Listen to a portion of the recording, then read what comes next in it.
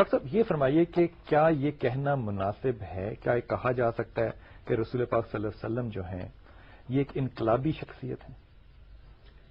میرے نزدیک تو اس لفظ کے بغیر حضور کی شخصیت کی صحیح تعبیر ممکن ہی نہیں ہے. ٹھیک.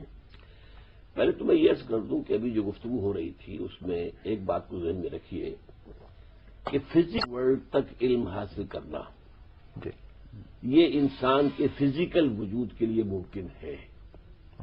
بیٹا فزیکل ورلڈ کا علم انسان فزیکل ذرائع سے حاصل نہیں کر سکتا. میٹا فزیکل نالج جو ہمیں دیا گیا وہ تھرو وہی دیا گیا ہے.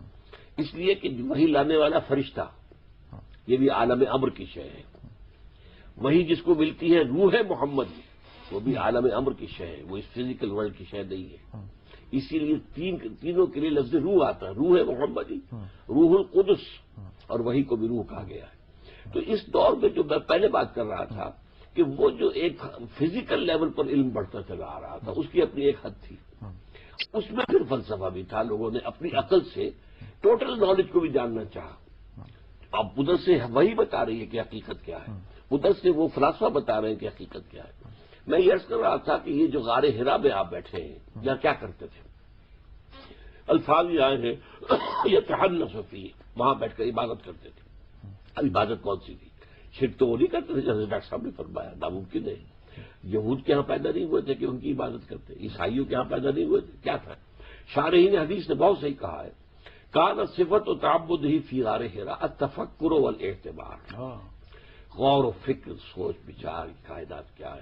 میرے نزدیک یہ 10,000 برس کے لگ بھگ کا جو ذہنی ارتقاء انسان کا تھا وہ پورا سفر طے کرایا گیا ہے محمد رسول اللہ کو ان چند مہینوں کے اندر جو غار حرا کی جو خلوت گزری.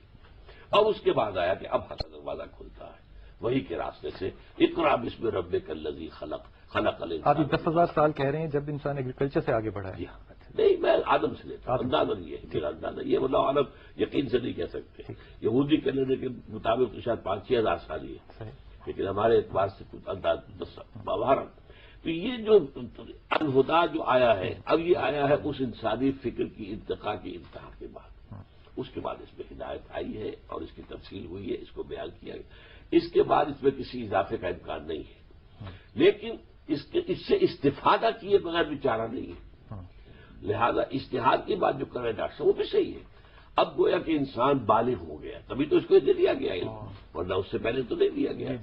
اور حضرت مسیح بھی کہہ رہے ہیں کہ ابھی میں کہتا تم سے آپ کو تحمل نہیں کر سکتے. اب یہ کی علامت ہے عقلی اعتبار سے انسان کی. اور اب کیا کیا گیا ہے کہ ہدایت کو کامل کر کے حوالے اب محفوظ کر دیا گیا. انسان اس کا جو ہے رہے گا، اس کی ضرورت رہے گی، اس کا محتاج رہے گا، لیکن یہ اس کے پاس سورس موجود ہے. یہ دوسری طرف تمدن کا ارتقاء ہو رہا تھا، ہوتے ہوتے ملوکیت آئی، شہنشاہی. اب انسان کے اوپر ظلم اور جبر اور تعدی اس کی انتہا ہو گئی. کھیت میں کام کر رہا ہے غریب گزارے اور اس کا خون پسینے کی کمائی عیش کر رہا ہے جاگیردار، اور اوپر بیٹھا بادشاہ محل بنا رہا ہے، عیش کر رہا ہے.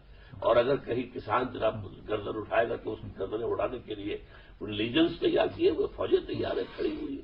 یہ دور جب آیا ہے تو یہ گویا کہ ظلم کی انتہا، جو میں نے کہا تھا کہ قبائلی زندگی کے ساتھ ہی پابندیاں شروع ہو گئی تھی، تم فلاں قبیلے کے آدمی اس میں ماننا پڑے گا.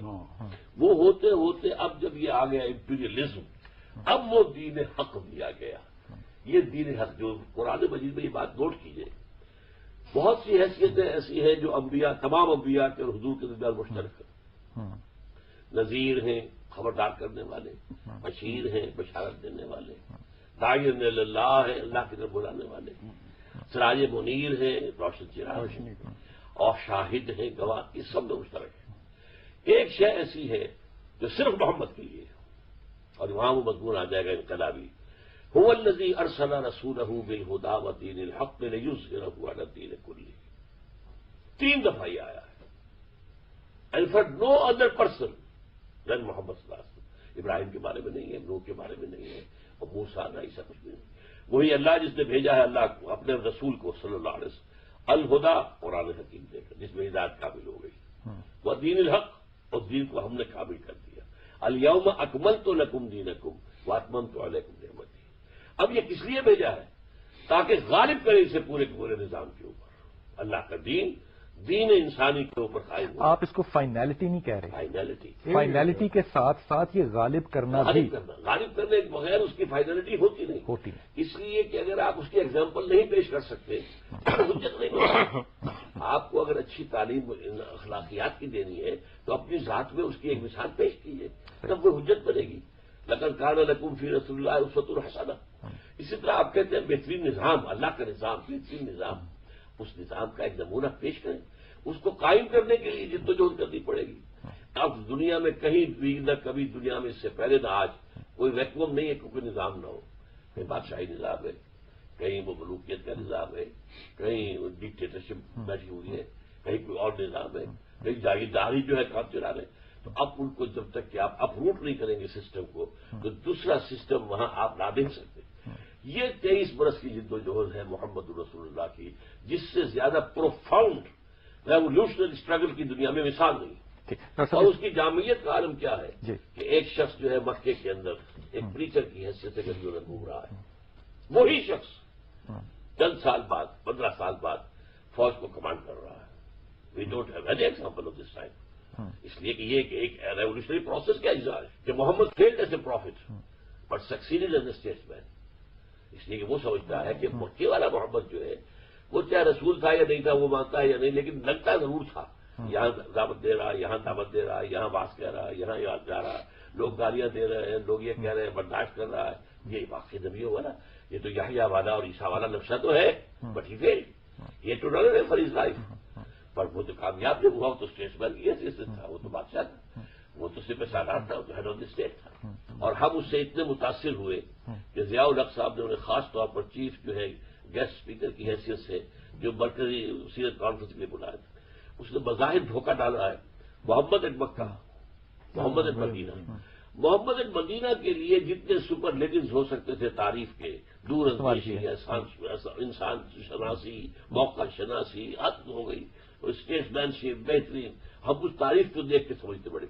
اس نے اصل میں یہ کنٹراسٹ دکھا ہے. یہ مکے والا محمد تو اور تھا, مدینے والا تو اور ہے.